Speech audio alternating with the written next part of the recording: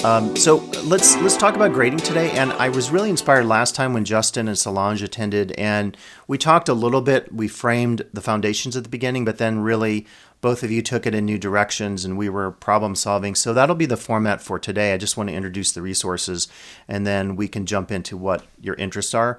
So Justin, thank you also for suggesting this topic. I think it's a really important one, and specifically when I asked last week for topics, you were saying it'd be interesting to talk about how we all arrange our classes, points versus percentages, the kind of grading scales we use, how do we weight our assignments. And you know that both within Canvas and probably less so in the Passport gradebook, you can do weighting of grades and percentages. I tend to keep things pretty simple just because I'm not a numbers guy, so I like having everything rounded off. Like all my classes are 700 points because I can do 10% of 700 and figure out how many points each letter grade is. And I also think for my students it's useful because they can easily see what my grading scale is, and you don't have to do a lot of math to figure out percentages. We also have talked about in the past about how having a syllabus and all your grading rubrics, information, due dates is very important. And I always say there's like two reasons for this that we know. One is fairness for students. I had a professor, I remember in undergrad, who didn't have a grading scale. It was this film class, and he would say, okay, you have a paper due. And I asked him once, I said, well, we have 5 papers, and how do we get graded? And he's like, oh, I figure out your grade at the end. And I remember getting like a B plus or something, or A minus, and I was like, I thought I did better work. And I went to talk to him, and he was very, flippant and said like, well, this is just how I do it. And I had a lot of instructors, at least in undergrad, who would give you grades, but then you never had a syllabus, or you didn't have a syllabus that said specifically how those 5 papers get averaged. So I often say there's 2 purposes for this, to have it on your syllabus. One is fairness for our students, but the second one, and I'm sure Sarah and maybe others here have served on grade dispute panels. Whenever you serve on those, if the instructor doesn't have the backup in the syllabus about their grades, there's usually a good chance that the grade will get overturned by the committee. When you have that backup and you say, well, here are my grading policies, here are my due dates, here are my assignment requirements, then generally they uphold the grade of the instructor. So kind of 2 reasons for that. I don't have to mention a lot about Canvas and Passport. Unfortunately, these 2 are not linked. If you want to enter final grades, you always have to use Passport. What I do when I do that, and we can look at it, I have it pulled up here later, but I always just use the basic LTCC template for every class, and I do 100% of my grading in Canvas, including for ISP. Now, in ISP, as you know, the students don't see the grades because they can't log on, and that may change, by the way. Very quickly on the horizon is this idea to switch a lot of ISP to Canvas, which I know will be a great reason to have Michael here and Amber Tierney from Sociology to help out with that whole process. But the Canvas gradebook, as you know, is so full-fledged. I often tell people, like, I don't know all the ins and outs of the gradebook because you can do all kinds of sorting and downloading of files and everything else. And by the way, if you want more information on both those gradebooks, Treva and John did great workshops, so just click on these on the handout. And I also did a couple of videos just checking in on some of these same grading issues. As far as emotions of grading, we know that for a lot of students, grades can be very emotional.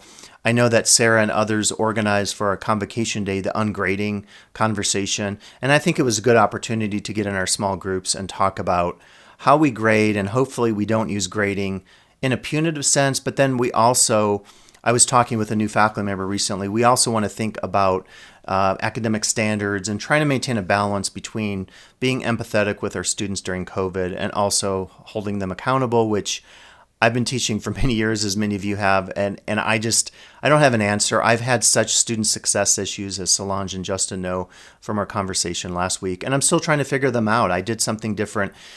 Speaking about feedback under process, I did something different this week, and the first couple weeks I was kind of the tough love guy, and I was like, you need to commit to my class. This week, I did more of an, empathetic sort of like, how can I help you? You're falling behind. You only did half your discussions. What can I do to help you? And I'm kind of curious because I don't know. Like, we can always do more, but I'm like, I can't force you to turn in your assignments on time. So I'll be interested to read the comments and see what students say. And Also, last time we talked a little bit about makeup policies, so we can discuss that today. What are your policies on makeups? And under process, we can talk about rubrics. I'm doing rubrics exclusively now in my classes, and they're working really well. So the rubric will have, spelling and grammar, word length, did they successfully fulfill the prompt requirement for the paper, and then the quality of the response. If you want some rubric examples, I have a linked article here along with 2 other articles about saving time on grading and grading tips. And then lastly, I think, closing this out, when we talk about early alert systems, I'll be curious to find out what is going on with the project that Sarah Marquez is doing, reaching out to students, and also the instruction office. And I heard from Brad at the party for Jeff the other night that I guess there was a discussion that they're concerned, and I'll send an article about this next week in my update, but SLT was concerned that a lot of bots, like students are joining classes and they have these bots that complete the work for them. And I guess this was happening at Delta College, and it's kind of a financial aid scam somehow. Somehow these bots will go in and take your discussions, and they will cut and paste from other student discussion posts and and I had never heard of this, and I thought this is yet the latest thing that maybe we're dealing with. So I think the concern was whether or not some of those students that we were having in our class, in the first couple weeks or so, who weren't responding and just not doing their work, maybe they were bots or something. I don't know. I haven't investigated this, but that's another side of grades, of course, to think about, because we want to think that students, in terms of academic dishonesty, are completing their own work. But it's mostly the honor system when we're teaching DE. A lot of us don't do proctored exams using Proctorio, but there are challenges that are certainly related to technology, and I think some of that probably filters into or trickles into our classes just because a lot of us are doing DE. So let me stop there, and that's kind of just the foundational stuff. But I loved last week was just how we had concerns and issues, and those kind of allowed us to have conversations just in some other areas. So maybe, I don't know, Justin, you suggested the topic. What are your interests in talking about grading this week, and some of your concerns about grading? Yeah, thank you for that. I was kind of thinking about, differences between, not only points and percentages, but also the types of assignments that we use. So especially for these DE courses, I'm using a midterm and a final exam, but I know some other instructors will omit those, and they put more weight, for example, on the discussion posts, which I do. Those discussion posts are weighted quite heavily, but I did implement a midterm exam. I've implemented 4 quizzes, which sounds a bit low, and I know some people might do a quiz a week or something. So that's kind of what I was just interested in is, and also for going forward for other classes, these other DE classes I'm going to be teaching winter and spring, I might want to rethink about, modifying number of quizzes. Do I do a midterm and exam, or do I just focus more on discussions? So I just wanted to get other people's opinions and practices and to compare that. So the course I'm teaching now, by the time I got access, I had less than 3 weeks to actually create it from scratch, as Scott knows. It was quite a disaster. So I model a lot of it based upon some stuff I saw Scott was doing for anthropology, but I did a lot of things differently. I wanted more points of comparison, in other words, rather than just with my own mind and with what I've got from Scott, kind of see what other people. Yeah. Does someone want to jump in and talk about what assignments you use in your class?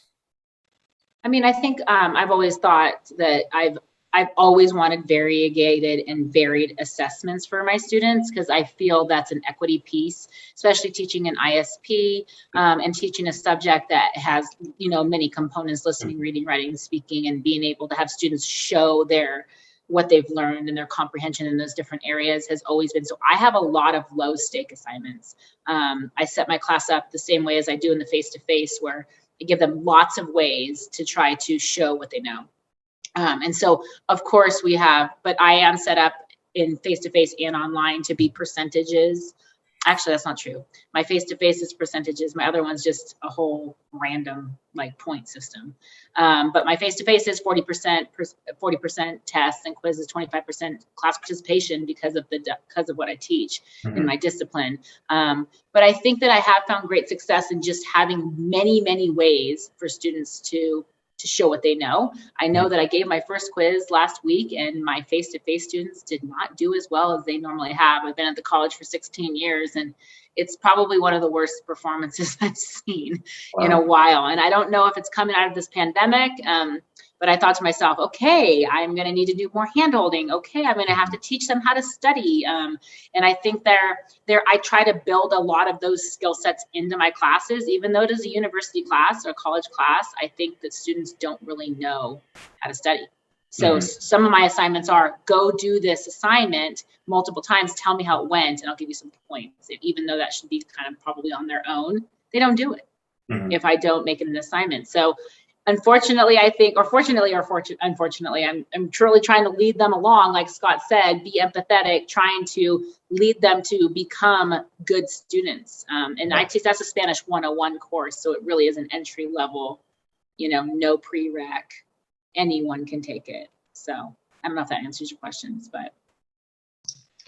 Yeah, no, it does. That's very helpful. Thank you. I noticed, I noticed, Scott, you also do something similar with a lot of like little tasks or assignments for them to do that are worth points here and there. And that's something that I didn't do, which now I'm wondering, so I'm comparing because like Sarah was saying, I also recently had my first quiz last week. And likewise, I think the best scores were maybe 80%. Yeah. And I thought it was a pretty easy quiz. I thought it was a give me quiz. And it was the same thing. I was realizing like something going on with the pandemic, or they're not really studying. I can tell from looking at Canvas statistics that a lot of them are not clicking on a lot of, they're not watching the lecture video. They're not looking at things. So I wonder if that is resulting in it.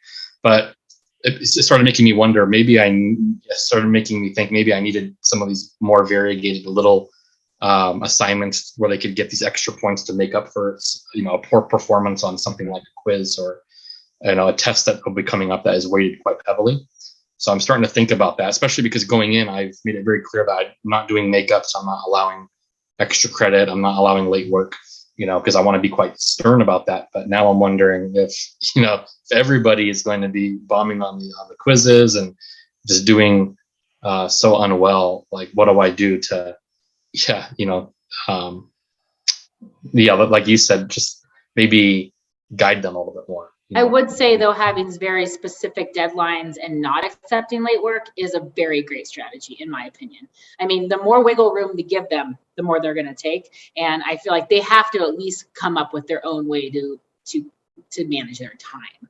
But is there another assignment that you can give that's not a test or a quiz that could lead up to it? We talk about the rubric, the poker rubric, some of the assignments that are just kind of like building assignments that would like bring them along to study. I don't know what they call those, Scott. I'm just blanking on the name.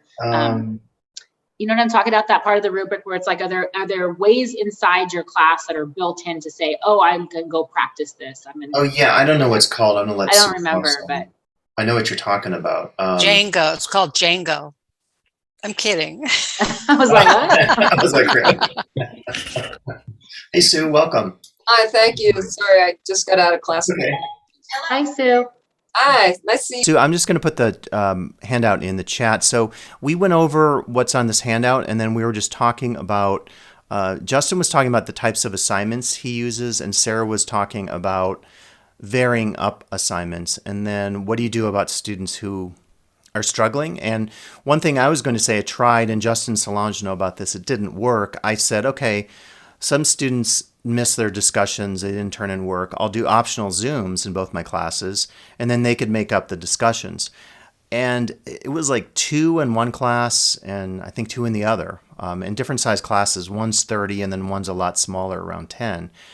And I just thought, in terms of using my time, which if you click on this Grade Faster link, it talks about our limited time. And I think I was like, well, if I put my time into a really good lecture video, and my lecture videos take hours, to create the PowerPoint, record them, edit them, upload, I'm hoping that will reach more students, because I thought this optional Zoom session, it just didn't seem that successful. And I thought they were going to love it. Oh, great. I can get online and jump onto Zoom, ask you questions, and also make up some points. So I'm a little frustrated right now just because I thought I gave them like Sarah's getting at, an option. It's more of a visual option and a talking option than typing, but most of the students didn't take advantage. And in fact, the students who attended were the ones who turned in their discussions for the week. And so what I did was I took their bonus points and applied them to quizzes or future assignments. But I'd be curious about that as well, like how you deal with varying up assignments and then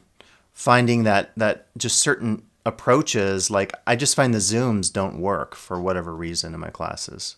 And I would just ask Sue to follow up, just because Sue, we talked a little bit about this in the Commons, I think the other day, is how much substance and material you have to get covered, and how do you get your students to manage that until the test comes. Like, do you have some strategies that might help students, like bring them along so they're not just like, bah, like I told my students today, midterm's coming. They're like, well, you're going to give us a review sheet? I was like, well, yes, I am, but you need to study every week. Like, you can't just wait until the midterm comes. You're going to be in a world of pain, So we talked a little bit about how do you teach them how to learn, and how do you teach them how to study and be students, because these students right now are very, very, there's a lot going on in their lives.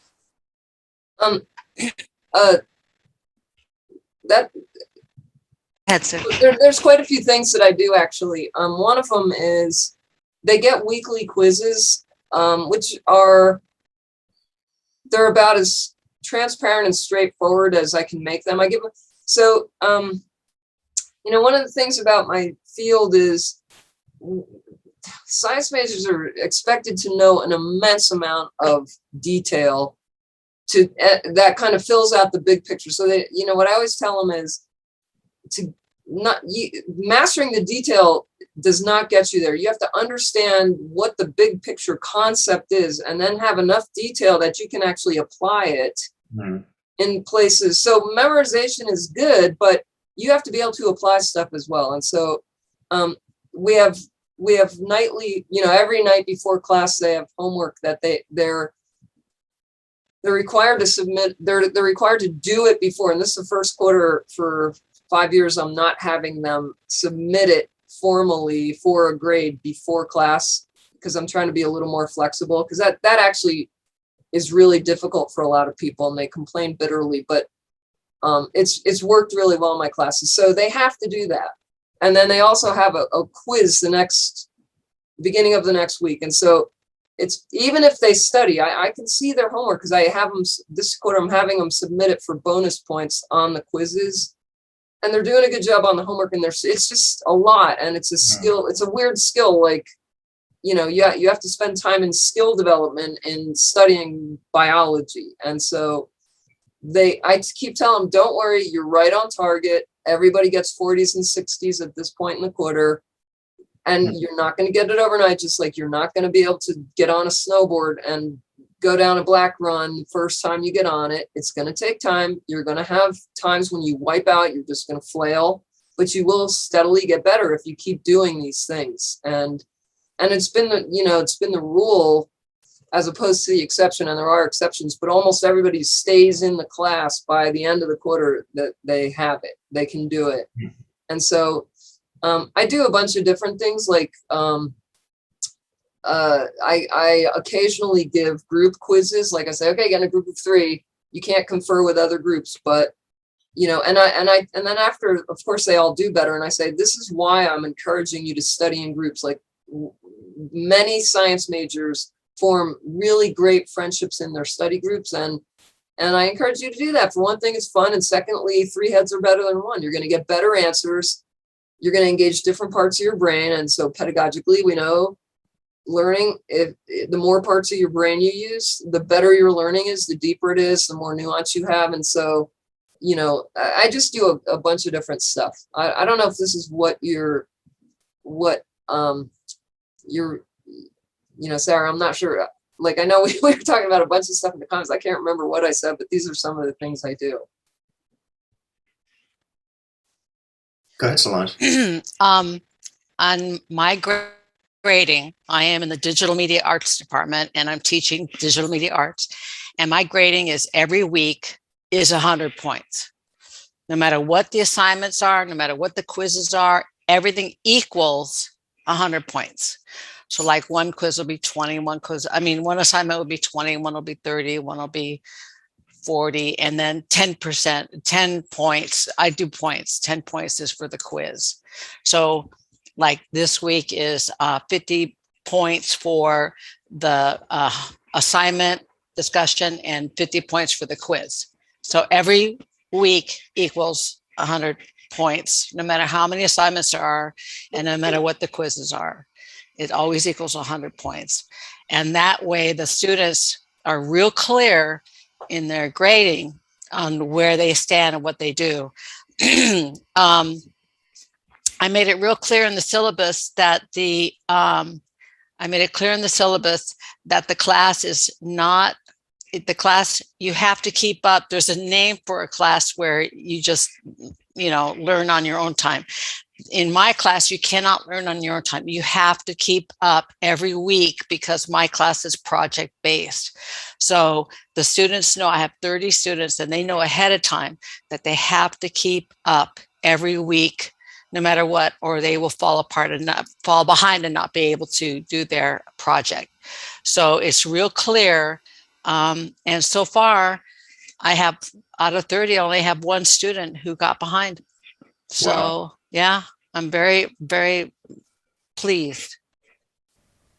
Those are amazing numbers. I was telling, I think somebody last week, like my cultural class, I usually have, if it's 30 students, and it's dropped, I think, to like 25. I had a lot of drops this quarter, maybe because of COVID, who knows? But usually, I have 3 or 4 out of 30 that would be not keeping up with things. This time around, it was like close to 15, And I was shocked. I just thought these numbers, and so I did the thing. I sent the list to Sarah Marquez. I sent messages. Like I said, at first it was the tough love, and now this week I'm saying to them, how can I help you stay on track? Like, what can we do? And it's one of the things that when I was teaching the Promise classes about student success, we were really emphasizing. Like we had a class where we took out our phones and we talked about creating a calendar assignment and reminder. And I would tell my students in that class, I'd say, if I don't put on my calendar, I will forget. And so it's just like I'm doing to remember, deadlines of meetings, do the same thing. So I almost wish we could do something more at the college, like at a faculty day or, some kind of workshop where we could really encourage students to take this on, this idea of persistence. And it sounds like, Solange, whatever you're doing, and it could be the population of your students, maybe they realize like, well, that's hands-on. But if we take anthro, it's just talking about people. So we can jump in week 5. And of course, it's not the case. And then maybe with science, they think like, well, science is really hard. So I have the fear of science in me and I have to keep up. But I'd really like to learn some strategies because I feel like I'm seeing more and more of this. And like Sarah was getting at earlier, maybe it's the pandemic, but the pandemic might be here a long time. So we can't count on this going away anytime soon in terms of whether this is all because of the stress of the pandemic. And I'm sure a lot of it is because all of us are stressed out. But what can we do in the short term to get more of that persistence like Solange is experiencing? Because I'm just really struggling this quarter in my class. So. I'm noticing, hi, I'm Amber and I do work-based learning, so work experience and internships. I haven't had the pleasure of meeting Justin yet, but I think I've seen you in the hallways around here talking to Scott. My office used to be right next to his. Oh, yeah, that was there. Yep. And I think you were having a discussion on attendance and the struggles. I'm seeing a lot of really burnt out students. They're working, they have families, they evacuated during the fire, they have the pandemic. It's all of these things that have built up on all of us. Mm-hmm. And they're really like students that I've had that are repeat students that are really struggling. Like, where are you? Like, what's the issue? And one of the things we focus on in work-based learning is communication. So I'm really big on, if you communicate with me, we can extend deadlines. We can make things work. Like, let's figure this out. Like, you're a working parent with full-time school load. Like, how can we help you through this? because communication is such a big part. And I work with my faculty members on that. And we work together and really, really attack it as a team. And I'm seeing a really slow start with our students. And it started with enrollment and actually getting enrolled in the class. They would talk to me, I would send them the Adobe Sign documents and then not hear from them or not get those submitted. So I really do think it's a compounded issue of all of it. And I don't know how we can, adjust our grading or empathy. So it sounds like you've done some things to try and adapt and support our students and you too, Scott. And I don't think there's any perfect answer, but I do think that, if we were to choose one thing, it's definitely going to be empathy right now. And really treating each student as an individual. I have found that if I communicate an inbox, Canvas inbox, they respond. Mm-hmm. If I communicate with my students through Canvas inbox, they respond. If I also do all of my assignments in discussions and I comment, I reply on every single student. They hear from me. My class is DE and they hear from me all the time. I have videos every week and they hear from me all the time. So, and I got office hours. I was very grateful to get office hours. So my students can meet with me in person and I'm available for Zoom anytime they need it. My syllabus says that my classes have 0. They cannot hand in anything late. They'll get a 0. And then during the quarter, I will actually be flexible and say, well, based on your circumstance, you can submit for a 20% penalty. So that flexibility and that empathy does matter. It does make a difference. That's really good. I was just going to say, connecting to Gradebook, one of the cool things in Canvas Gradebook is using the available from and until dates. You can allow for late work and then you can tell Canvas to do a deduction. I think it's percentages or points. So yeah, if you want that option, it's available. What I do to Amber's point with communication is I just had a student this last week. She gave me a note. I said, I need a doctor's note. And she was fine. She said it was an accident, but she was okay. And it was super easy. I just went on there and Justin and I talked about the extension options with a quiz, say, and I usually tell them if it's a discussion that's late, the easiest thing I say, just send it to my inbox and I'll give you credit. If it's a quiz, of course, they have to go through the actual quiz, so I just go on there and do the moderate this quiz function, which is really handy. So the good news is Canvas Gradebook, I think, has a lot of options for lates, for extensions, for additional time, for the DRC stuff. So that's really good news because if you're teaching DE, you don't want to have to spend a lot of time making it, particularly if you do a lot of these, it can consume your time. But I like the fact that you can do all this in Canvas fairly easily. Yeah.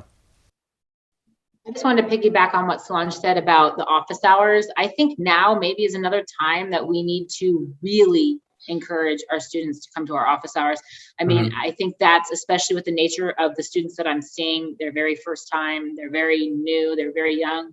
And I don't think they know how to be successful without, I was in my class the first day and especially my face-to-face students, I said, I want to see you in my office hours. My office is right over there. Or if that's online, I want to see you. I want you to ask questions. And I really make a huge effort at the beginning of the quarter to say, I love your questions. I love any questions. I want you to ask me your questions. Bring them to me. Please come to me. I love to teach. And they're kind of like, you're crazy, lady. And I'm like, I know. I really love you. Like, I really want to teach you. And I think that gives them that kind of comfort to say, that's kind of a silly question. I don't know if it's like appropriate, just a little question, but I get like even the tiniest questions this quarter. And I think it's I'm going out of my way, I think more, and maybe even offering, if you come and see me in my office hour this week, I'm going to give you an extra 2 points on your quiz or 3 points. I don't know, whatever is appropriate. But I think that it's setting them up to be successful if we're teaching them how to use those skills. And many students, I did my doctoral research in academic self-confidence of Latina students, and many don't feel comfortable going to see their instructors. They just don't. I mean, even if we say, these are my office hours, they're posted on my door, it's scary for them to email you, even inbox you, unless you're saying, I want to see you. Any question, I'm excited to hear about it. Or just tell me where you live and tell me what you study. And, I teach a language, so it's obviously easier in a lot of ways that to ask them tons of different kinds of stuff. But I think, like Amber was saying, personalizing and humanizing these students goes a long way. Yeah.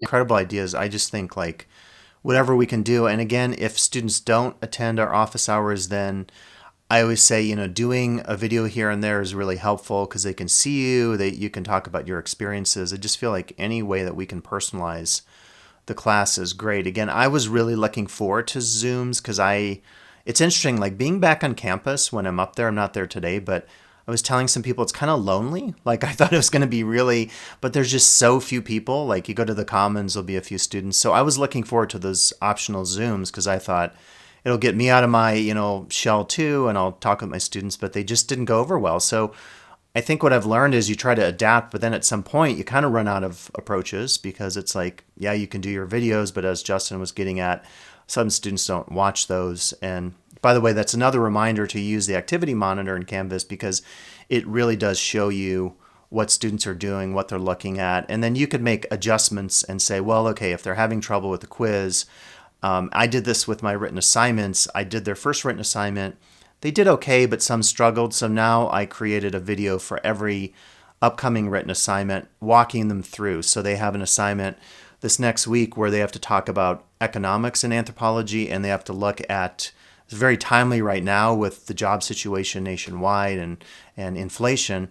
They have to do a little activity where they get a set wage, and then based on that wage, they have to do healthcare and housing, and it kind of takes them through that. So I walk them through the website. Here's how you do it. And then I tell them, okay, open up a notebook and have that available because you'll want to jot some notes down because you have to connect the game to one concept in the chapter related to economics and anthropology. So I'm doing a lot more of that, like undergirding or scaffolding, whatever you call it.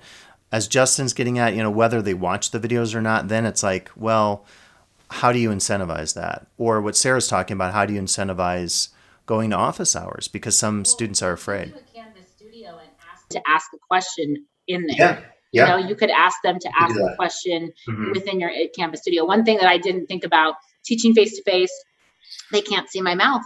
They can't see my face, like most of my face, and I teach a language. So I realized that announcements are a great way for me to, whatever I teach in class, to come back and say, have a mouth, here it is, want to hear me speak Spanish, and see my mouth move.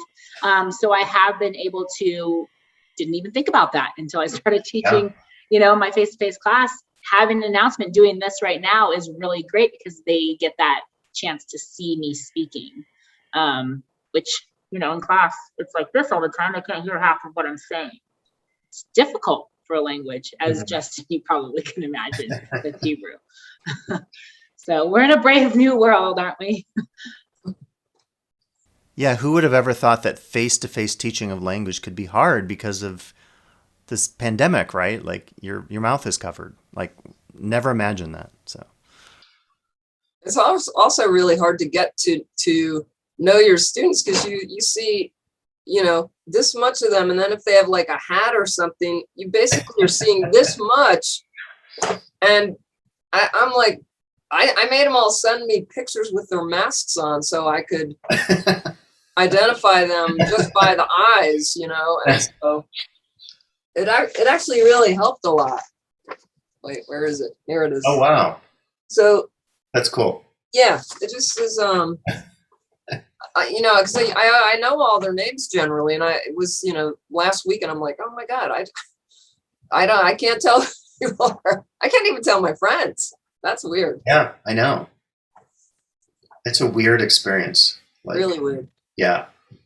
I don't know what more, because it seems like every one of us, in fact, I haven't talked to anyone on campus who's said the opposite. Like, my students are performing. Actually, I mean, Solange, your students are doing well. And so maybe it's more of a face-to-face thing, but I just wonder if this is the common experience. Like, what else can we do at the college? Like, have you heard anything about this tracking program that instruction is doing, or the thing with counseling? Do you know what it's doing, if it's helping? Because I haven't heard anything yet. I mean, I sent names in, but I haven't heard, so I'm just curious. Is that the one where we sent names to Yeah. Dr. Risden? Mm-hmm. And what was that for? Well, I'm not sure. Talking with Brad the other night, I think it was they were worried about this financial aid scam that Delta College was experiencing. But what Sarah Marquez asked, and I know Justin, a few of us sent our names in, she was saying that's our, what I have up here, that's our old early alert system back, I don't know, 6-7 years ago. They did these early alert sheets, and the counselors would reach out to the students. And I think the idea was they would try to keep them on track. So I think that's what Sarah is doing. And she said she took all the names I sent her and she reached out to them and said, the typical things like go to office hours, try to, put dates on a calendar, don't fall behind. But I would love to have some like data. I don't know if institutional research or someone could study this, because I feel like, well, maybe there's some stuff we could do as a college. Like if they sent out some advice, going to Amber's point about empathy and communication, about changing things up in some ways. And I'm not saying, you reduce all your content, because I don't think we could just say, well, we're not going to grade you anymore and there won't be any points. You just get an A, for attending. But like, is there something that I could be doing that I'm not aware of that would be more in lines with what's happening with COVID? And I know a lot of our students are probably unemployed and dealing with sick family members and the fires and relocation and all that stuff. Like, I just wonder if there are some global things we could be doing that we're not aware of, like to just help out with this issue of empathy and students struggling, and we're struggling, all of us, not having the normal situation of being on campus and having to teach with masks and stuff. Yeah, I saw something that some of the like elementary, middle school, high school teachers are doing that I thought was interesting, and I don't know how we adapt it, but it's where the parent could send a message to the teacher that just said handle with care. And if there was something going on with the student in their life that was causing them extra stress, that was causing them to just need a little extra TLC, they could just send the message handle with care. And then the teacher would understand that there was something going on, and that the student needed a little extra empathy. And so I don't know if there's a way at the college level that we could implement some sort of, code words where a student could let you know without giving you details of the situation that like, hey, I'm having a tough time. Mm-hmm. Yeah, I wonder if there's something like that. Because I think you're right. A lot of students are maybe embarrassed to bring up certain things. They don't want to share a lot of detail with you. So even though we want them to communicate and let us know if something's happening, not everybody feels comfortable doing that. So it's another challenge, I think, with these times we're teaching in and working in.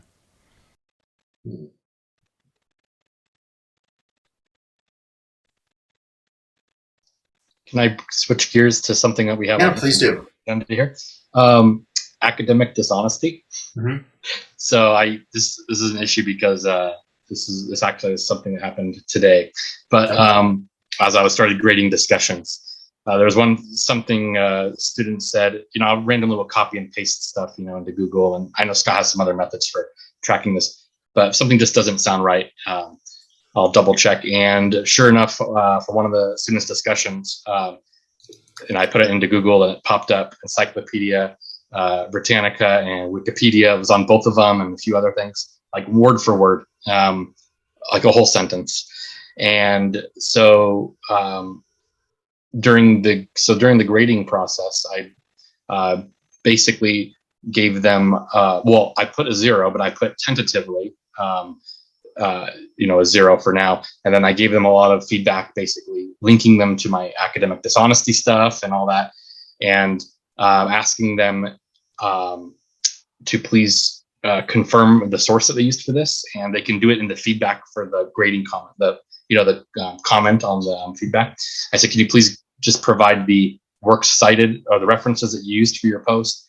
And then I'm really kind of summarizing, but I basically said, and going forward, you need to ensure that, anything that you're taking from a source has a reference with an accompanying citation if it's not something I've given you in this course as per my guidelines, and so on. So the student responded within like 5 minutes with like a bunch of references that they used for their post. And so anyway, so I basically, gave them like a fair grade for their post, considering that they had given me the references now. And so I sent them a private inbox message saying, okay, be sure to review all these guidelines again. And for future reference, you always need to be referencing this and so on. So how do you deal with something like that when you first catch some clear instance of what appears to be academic dishonesty or plagiarism? And I was very empathetic and subtle with the student, because I know a lot of them may be coming out of high school and stuff. They might not know the guidelines for this. And so I wasn't being very accusatory. I was very soft in the way that I delivered it, but very stern in asking for the references and saying that you really need to ensure that you're, any direct quotations, any paraphrasing, anything more than a couple words in a row, like these need to have references. So what are some of your practices with something like this?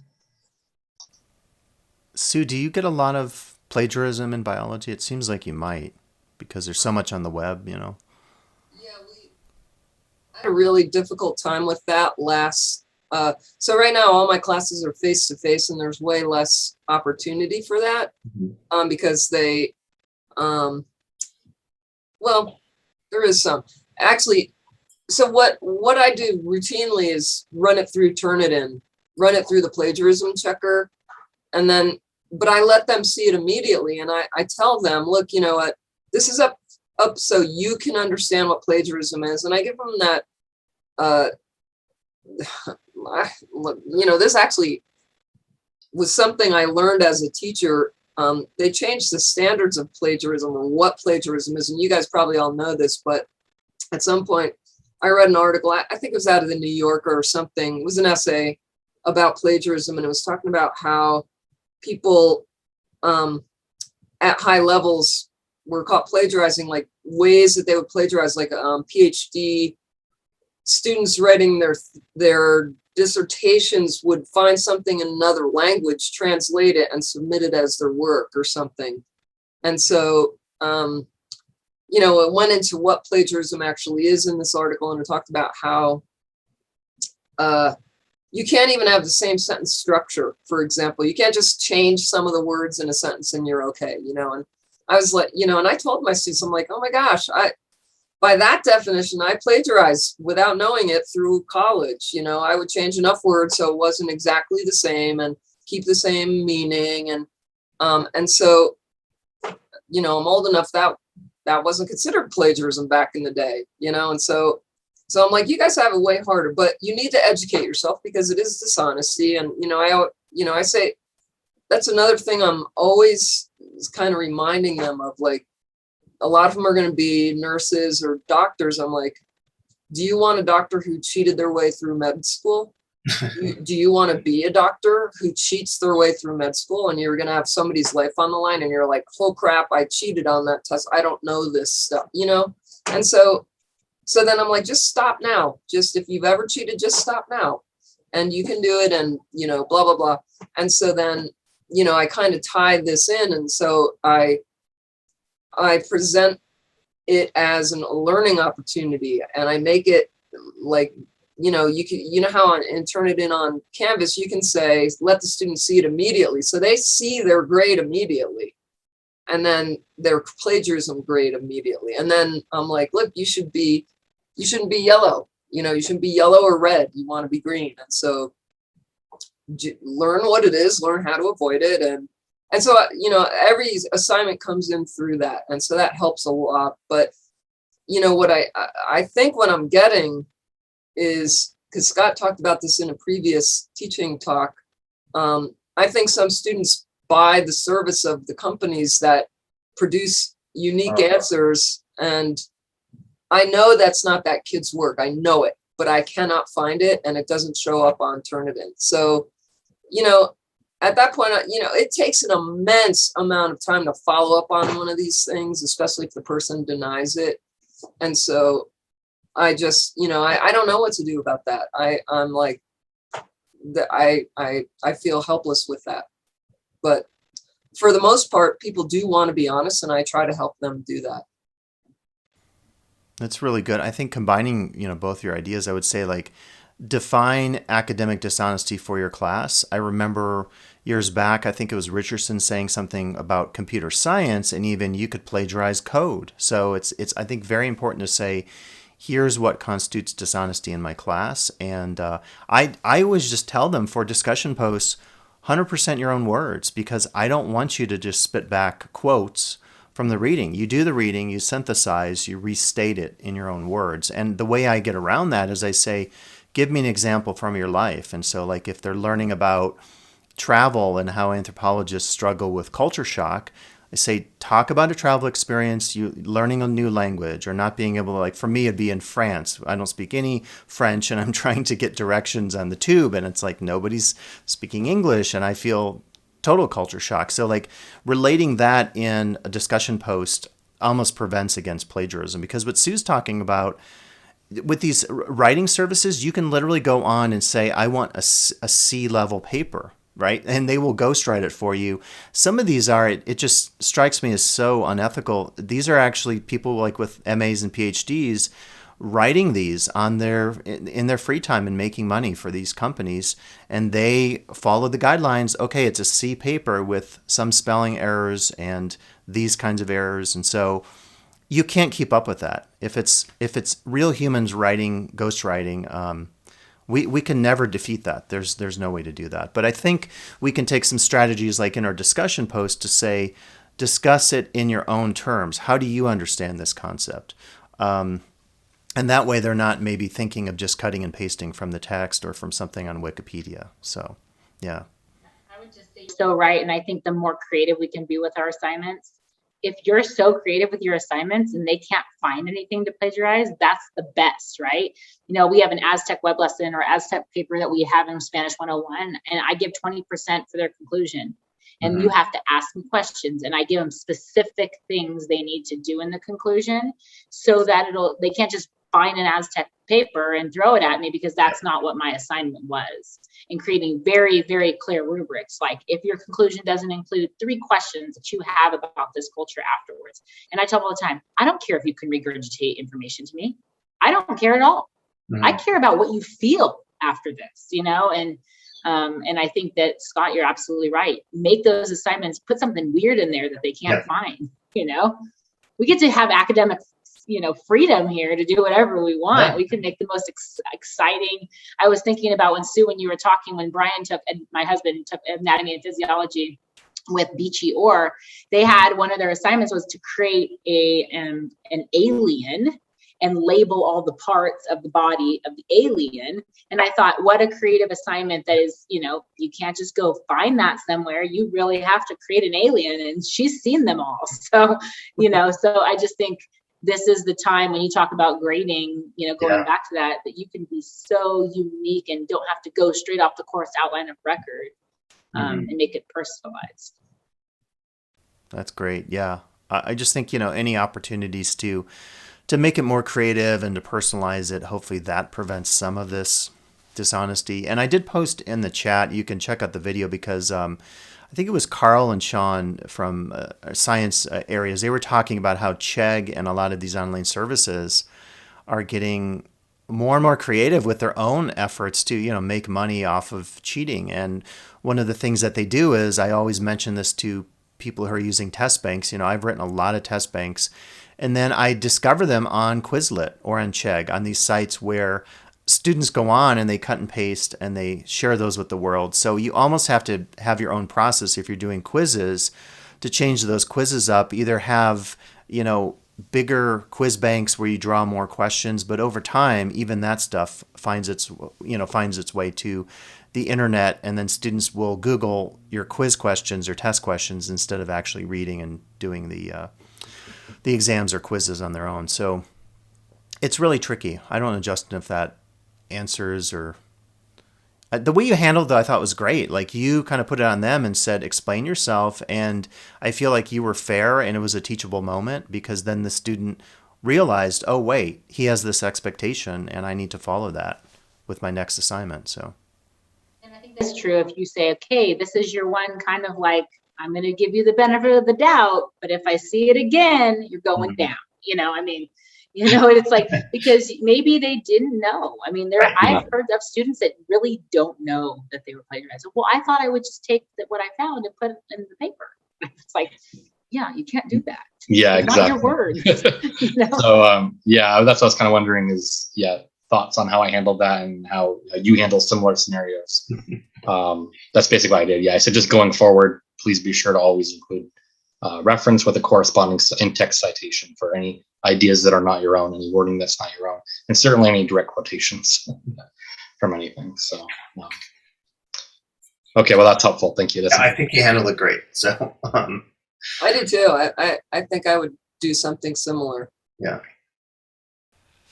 Yeah. So I'm just trying to be aware because I know everyone has, places to go now, but what would be a future topic? Is there anything that connects to this that maybe we can engage student services folks and really talk about like how to help students in these times of struggle? Like, is there a topic or certain people we could invite that maybe would help us with this? Because I just feel really unable to, maybe I just don't have the skills to do it, but I'm really struggling with all these students who are just kind of falling out of contact in my one class. Maybe talk to Sarah Marquez about how the early alert system is working. Okay. And you're providing these names, but like, what is the process and how does that work? Because especially right now, without having a promise director, and Laura Salinas taking on a lot of new roles, and some not having Shauna Brunea here. Yep. And her leaving. I think today's her last day. Yeah. The student connection is gonna be harder to find. Julie Booth had a really strong connection with a lot of students.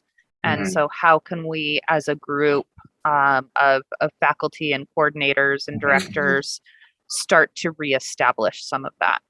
Yeah.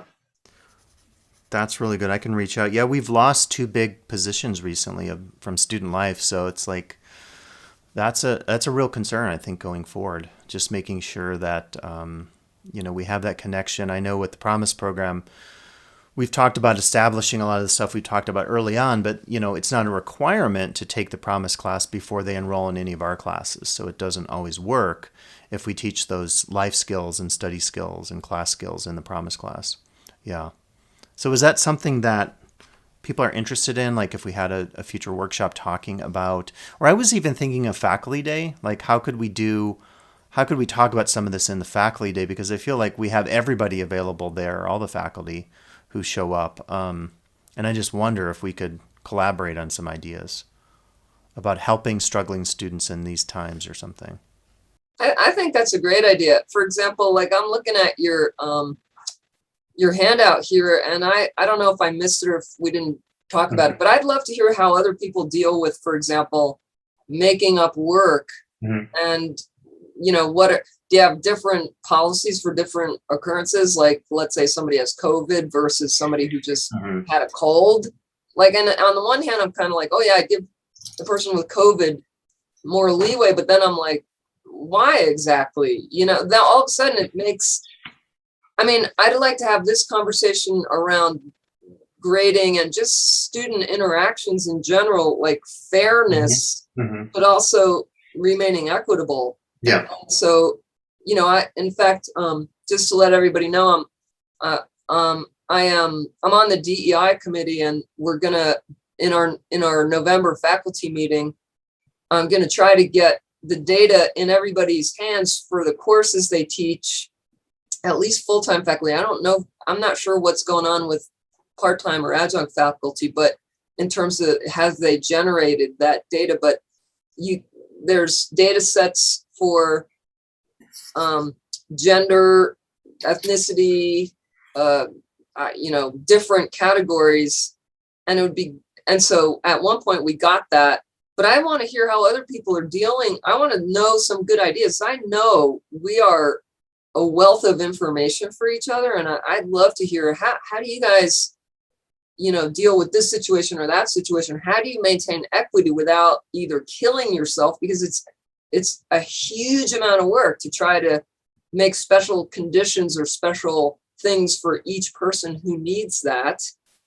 But yet, like right now, the whole equity thing is falling on community colleges in terms of if kids are behind, students are behind, not kids, students, people are behind. This is one of the cheapest educational systems to run. And so this is where everything is piling up. And I'm like, at some point, the job is undoable. Like, I can't do all the things with the level of excellence that I want to do it and do my regular job. I don't know how to do everything. So I want to know what other people are doing and how they do it. I don't mean to sound ignorant, but what is the DEI? Diversity, equity, and inclusion. Thank you.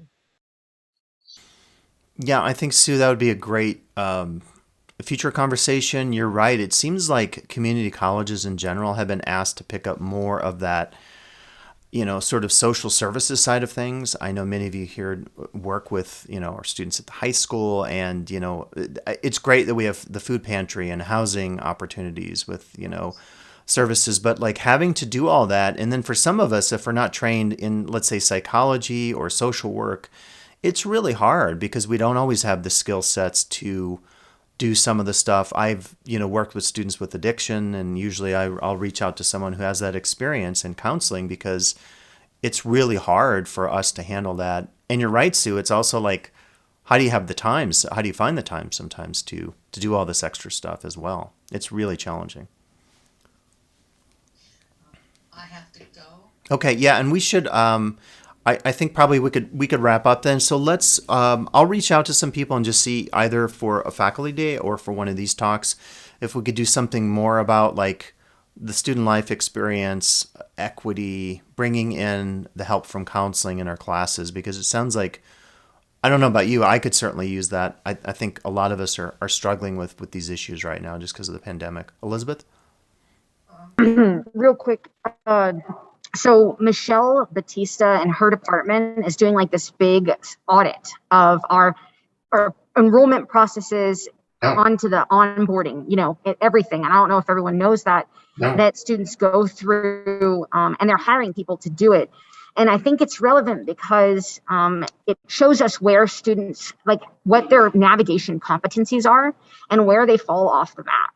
And none of that, that persists when they get into your classes and they're trying to navigate Canvas and they're trying to navigate, like the systems for withdrawing and all the other stuff. Like, I really think we need a navigation approach, not an academic advising approach. And our counselors are academic advisors. Mm-hmm. And we need navigators to be able to like stay with them from the beginning, help them through the steps, be their point of contact, be the person who they report to if they have problems, whether they're basic need problems or not. Otherwise, they get ping-ponged around here a lot, and that's it's discouraging, I think, for many of them. And so, I'd love to talk about that too, but I think perhaps maybe there'll be an opportunity in the future to weigh in on student navigation issues. With her team that's doing some research. And if anybody has any, input for that, definitely see if you can meet with them. That's great. I didn't know that was happening. And it seems like the whole ambassador system too, like to really utilize that. Because again, students have a much different experience navigating Canvas or technology or enrollment than we do, because we're so far removed from kind of our, student days and experiences. So I feel like having the student's perspective is really important with that, with navigation. So I'll definitely reach out to her office and see what they're doing with that. Yeah. I'll forward it to you, Scott. Okay, awesome. Thank you. Cool. Well, I think let's, I want to be aware of everyone's time, so let's end it there. I really appreciate everyone attending today. It was a great conversation, and we'll do more of these, but just thank you all for your time and for attending today. It's great. So, thank you, Scott. Thanks for doing this. Really appreciate it. Of course. Thanks, Scott. My pleasure. And I always like to say, my email is pierce@ltcc.edu. Solange, I'm already connected with you, but Justin, if you have any questions, I think that's one of the things that I feel that is most important with these talks, and just connections, and knowing that you're not out on an island by yourself, even though it may feel like that sometimes, that, there are other faculty here that would be happy to answer your questions and say, gosh, I never thought about this. I think collectively between us, we have a lot of years here. We won't date ourselves, but I think between Sue and Scott and I, we have a lot of years at LTCC. So don't be a stranger, our email, and also the Slack app. Seems like a cool way to kind of chat with each other as well. Yeah, thank you. I really appreciate that. And I will make use of that. In fact, I'm going to sign up for Slack right now when we're done here. Great. But, I may reach out to people if I need help or have questions. And I'll be around campus, so hopefully I'll see some of you around as well. Yeah, please stop by and say hello. Yeah, great. Thank you. Okay, thanks everyone. Have a wonderful day. Bye.